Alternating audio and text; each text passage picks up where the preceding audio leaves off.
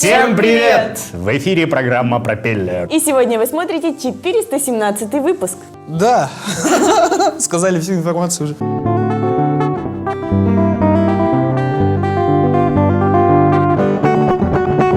Первый сюжет у нас посвящен коллекционированию. В частности, коллекционированию открыток с разных стран заморских. Так страшно смотрит. Как будто это что-то это очень опасное. В детстве делали, да, открытки своими руками. Приятно еще авторскую получать, которую человек вот прям от и до сделал сам. Могу сказать, что и сейчас это круто. Есть целые агентства в Якутске, не одно, которое занимается открытками ручной работы, придумывают различные дизайны. То, что раньше мы в детстве складывали пополам, приклеивали сухую травку и там рисом и гречкой украшали. Гречка, да. Да, сейчас ты можешь заказать эту открытку за целую там мизиню рублей. Агентство по изготовлению открыток, что там? Да. Туда заходишь, там сидит куча маленьких детей. Рабский труд. Их еще мучают, берут рис с гречкой, так смешивают, перебирают. Рассортируй к вечеру. Кто-нибудь из вас, коллеги, что-нибудь коллекционировал? Да, я собираю мыло с разных городов. Из разных гостиниц. Я боюсь, что они испортятся, потому что я их не использую. Ну, это в основном это животный жир, так или иначе, Да. в той или иной форме. Поэтому, если у тебя твоя коллекция доживет до 2017 года, мы все по запаху будем узнавать, что Марина идет. Я в детстве очень сильно коллекционировал футбольные карточки. Ну, вот это круто, кстати. Вот, там разные футболисты, которые уже даже не играют, там Дэвид Бекхэм, когда крутой такой. И также коллекционировал флаеры, ну вот в кинотеатр постоянно приходил, как наберу, там у меня был «В поисках Немо», там Джейсон против там Стэтхэма.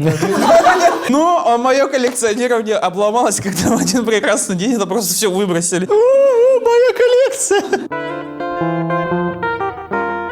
Когда вы в последний раз отправляли открытки? Только в социальных сетях. Сейчас уже прошло то время. Раньше ты идешь на почту, пишешь открытку, адресат, марку клеишь, отправляешь. А сейчас просто заходишь в любую социальную сеть, там поздравляю с днем рождения, большой смайлик и все. Открытка — это в первую очередь, это как сейчас флешка, это способ передачи памяти, наверное.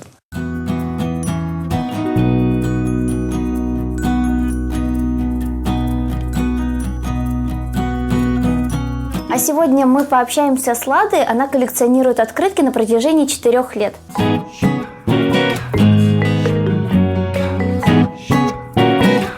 Какая страна является родоначальником открыток? Есть мнение, что они появились и во Франции. Также есть версия, что все-таки это была Австро-Венгрия. И недавно я услышала новую версию, что открытки были изобретены в Англии.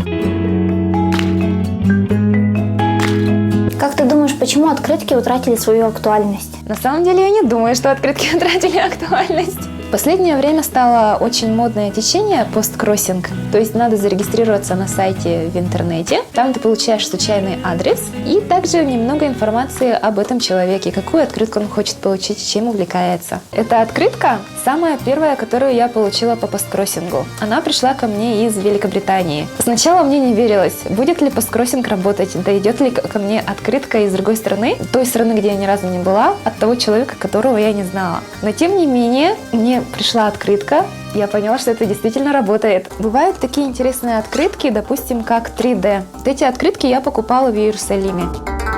Магнит – это тоже из Израиля, из Техниона. Корпус моего факультета, где я училась. Это одна из любимых открыток, она у меня висит на холодильнике на самом видном месте. Я училась в Норвегии, была студенткой по обмену. Там у меня осталось очень много хороших друзей. Когда я прилетела в Россию, они стали присылать открытки. Вот это самая первая, которую я получила. И когда я взяла ее в руки, у меня был такой бурный восторг.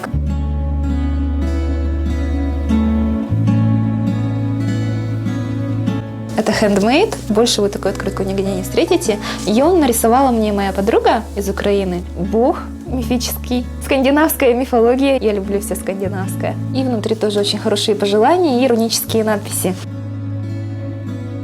Жемчужина моей коллекции – это открытка от норвежского Санта-Клауса лично. Здесь имеются пожелания на норвежском, английском и на итальянском языке. А как ты связалась с этим норвежским Санта-Клаусом? Все адреса можно свободно найти в интернете. Также можно направить письма финскому Санта-Клаусу, Елопуки, французскому Юле Ниссену, нашему русскому Великий Устюг. Я направила несколько писем, но пришло только от норвежского Санта-Клауса, к сожалению, потому что надо заранее отправлять письма еще до Рождества.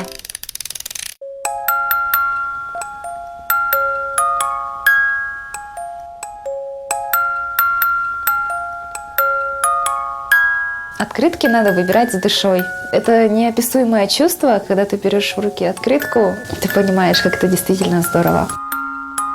Спасибо большое, что рассказала нам об открытках. Пожалуйста, было очень приятно побеседовать и поделиться коллекцией. Взаимно.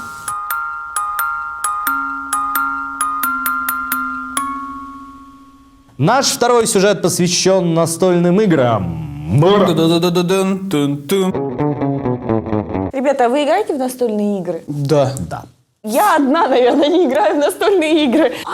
Шучу. Мы играли на Новый год в очень крутую настольную игру, там, где карточки, и за время тебе нужно показать без слов то, что...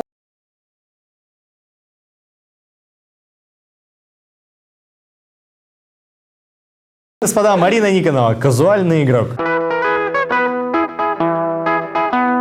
А мы продолжаем. С 90-х годов у нас появились крупные компании, которые занимаются выпуском настольных игр. И у нас очень много переводных игр, очень масштабных. То есть это не просто Элиас, пачка карт и правила, а это огромные коробки с миниатюрами, с картами, с полями игровыми. И вот как раз такую игру мы и рассматривали в нашем сюжете. Это игра Зомбицид. Ну и у нас есть игра отечественная, которая, наверное, самая популярная у нас в стране. Мафия. Мафия — это отечество? Да, мафия это отечественная игра. Мафия – это наш продукт. Ее придумали в России. Пахнет обманом. Сейчас даже выходит фильм, который называется «Мафия». Загугли, Майк. Мафия – это отечественная игра. Зуб даю. Наше народное достояние. Первое появление игры «Мафия» в США документируется в 1989 году. Та-да! Зуб! Игра придумана весной 1986 года студентом факультета психологии МГУ Дмитрием Давыдовым. Не знаю, на самом деле единственную игру, которую я знаю, которая действительно российского Глаза чуть у нее там не выбивают. советского происхождения, это настольная игра, лежит еще у моей бабушки, это такая... Домино. Нет, это не домино, это... Шашки. Это не шашки. Такая большая картонка, которая складывается пополам. Складывается. Это большая картонка, которая складывается пополам, потом ты собираешься играть, разлаживаешь... Раскладываешь. Лото! Нет, раскладываешь ее на полу, называется она «Три богатыря». Там есть кубик и 3 шашки. И просто такие поля, где ты кидаешь кубик и просто вот так ходишь. Кто быстрее дойдет.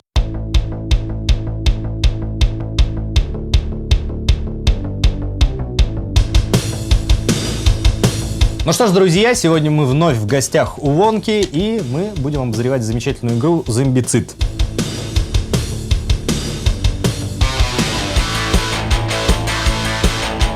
Давай небольшой анбоксинг проведем и нашим зрителям расскажем. Это, возможно, самая большая коробка настольной игры, которую вы видели в жизни. Даже если вы увлекаетесь настольными играми, она реально большая. И сразу пугает, потому что обычно правила настольных игр, чем больше коробка, тем сложнее игра.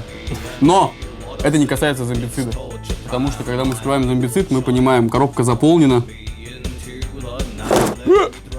До краев. Да, основное место занимают 2 вот такие невзрачные коробочки. Толпы, тучи зомби. Мы имеем всего лишь 2 типа карточек. То есть красные карты вещей и ранений, которые используют выжившие. И желтые карточки, которые у меня хаотично лежат, это карточки появления зомби. Все, больше в игре нету карточек, и это еще один признак того, что игра реально простая. Существует бегунок опыта, который выставляется на 0 в начале игры.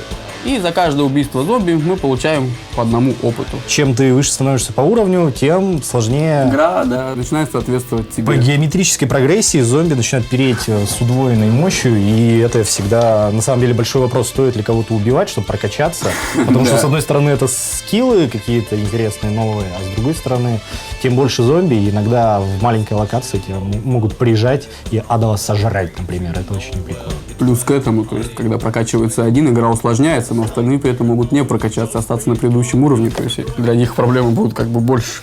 Поэтому Зомбицид игра командная, ну, а с другой стороны нет, если вы не любите играть. Вам будет весело, вашим друзьям. Кубики у нас это стандарт, 6 штучек у нас идет в игре. А дальше Локации. локации, ну, в смысле, это тайлы называются. Хотелось бы отметить полиграфию, матовая бумага. Картон же даже плотный, очень да. такой. Кстати, даже зомби одного типа, скажем, одни и те же ходаки выполнены по-разному. То есть существует несколько типов ходаков. Хотя они, разумеется, выполняют одну и ту же функцию. В игре продумана даже транспортная схема. То есть можно кататься на машинах. Продумано лучше, чем у нас в городе, стоит признать. Проблем с парковкой реально нет. Правила мы тоже имеем. Третий из них состоит из миссий, которые нужно выполнять. Перед стартом вы с ребятами, с друзьями выбираете миссию, которую будете проходить, составляете из тайла в город и начинаете выполнять задания. Правила тоже, можно увидеть, что по толщине это такой полноценный журнал. Вообще, да, 30 страниц, то есть это ужас Аркхема, кто знает игру, она тоже состоит из 30 страниц, но там читать больше, здесь картинок. Здесь в основном картинки, а не чтение. Это такой... Лайт. Игра реально не напряжная.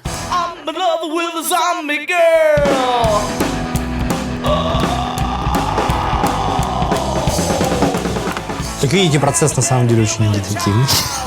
Можем здесь видеть пешеходные переходы. Пешеходными переходами, то есть зебрами, разделены игровые Участки.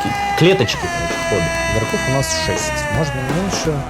Ну, больше, наверное, тоже можно. Ходят слухи, да, от Вани Кочерги, что можно играть и в большем количестве. Можно из Вархаммера набрать фигуру от космодесантников и устраивать Чертям весь. экстерминатус устраивать. Да, зомби-мусорку эту. Есть еще замечательный вариант поиграть в электрическую русскую рулетку для того, чтобы повысить, так сказать, уровень неадеквата. Нажал, когда я нажал. Вначале команда получает один пистолет, один топор, одну монтировку.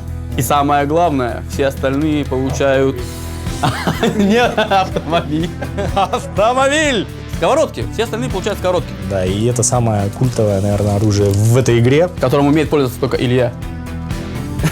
Если какая-то проблема не решается сковородкой, мало силы применяешь.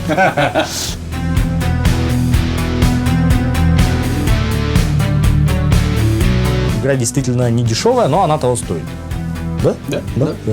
Все это оправдано, коробка не пустая, как в некоторых играх. Здесь есть что потрогать, то есть кинестетики будут счастливы. Толстый зомби, вот как есть примета Будде животик тереть. Да, тут можно толстяку зомби потереть живот, может быть, что-нибудь получится.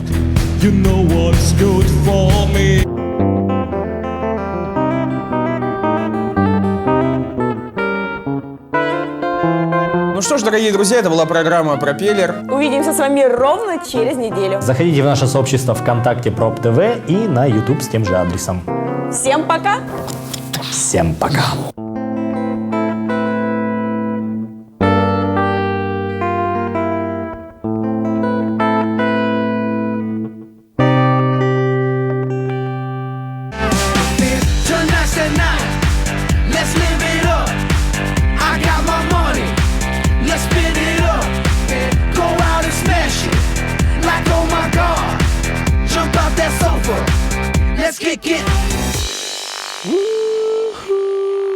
Якутский колледж инновационных технологий приглашает школьников 9 и 11 классов получить престижные специальности: сервис на транспорте, операционная деятельность в логистике, право и организация социального обеспечения, земельно-имущественные отношения, экономика и бухгалтерский учет.